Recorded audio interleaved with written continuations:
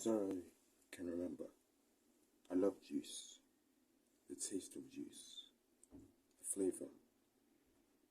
To put it quite simply, I was a juice addict.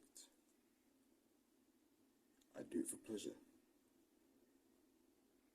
to wash my sorrows away from my poor mental health back in the day. And sometime last year, I just thought to myself, you know what? Let me take 2 months off drinking juice. I did it, and I've been found with a number of benefits from not drinking juice. Then there was this one day, and I want to link it to a concept called the slighter edge. The slighter edge is basically a concept into which things and habits are quite easy to avoid, but still quite easy to do.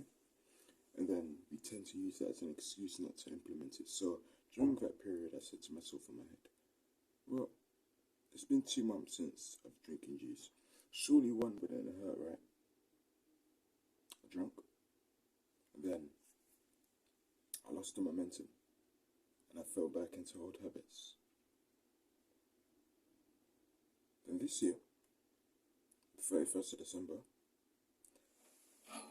was the last time I had a drink for a while. I said to myself, let's make a change. As of today, June, I've only drinking juice 3 times this year.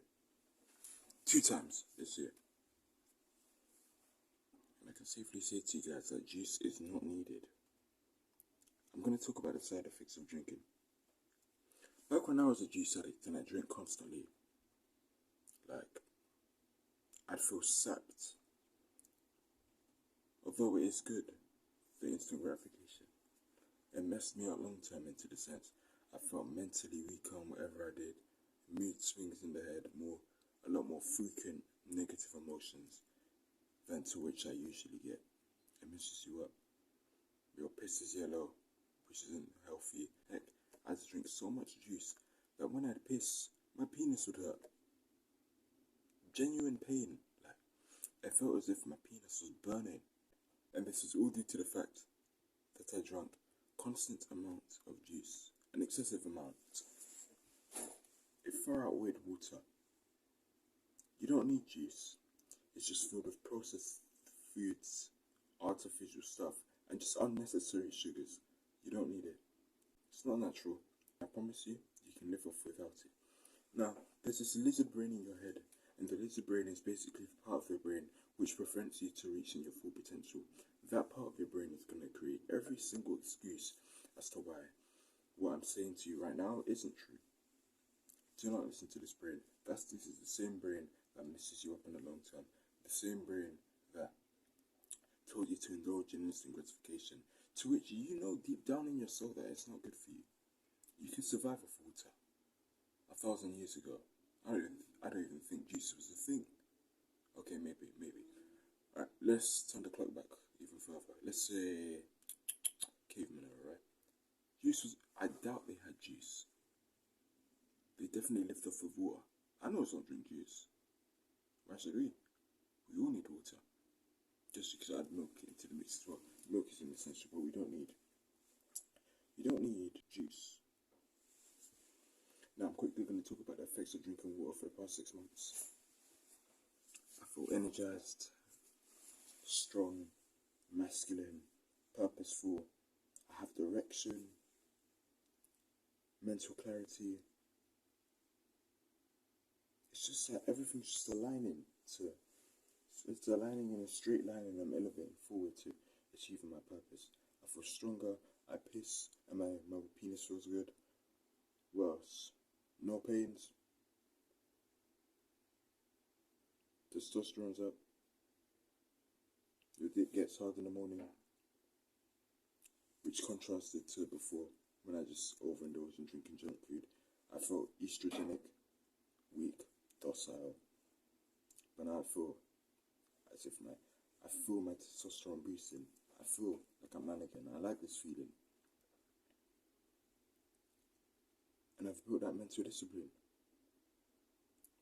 Now, I would have loved to title this video 6 months juice free without drinking. quite ashamed that I kind of lowered my standards. And why do you think that was? I was hanging around people who done the opposite and had the opposite discipline of what I wielded. Friends. You know, my friends in college. They had Prime and they offered me to drink juice. And my stupid self, it was a Prime drink, by the way. So the KSI Prime drink, I think that got a flavour. And I was like, man, it's from KSI Logan. I don't like juice and I have standards, but I'm just gonna drink it anyway. And I drank it, and I'm not gonna lie, honest review. I was like, man, I really didn't have to drink that juice. It tasted like Rubicon. I was like, I tasted this before, it really wasn't worth it.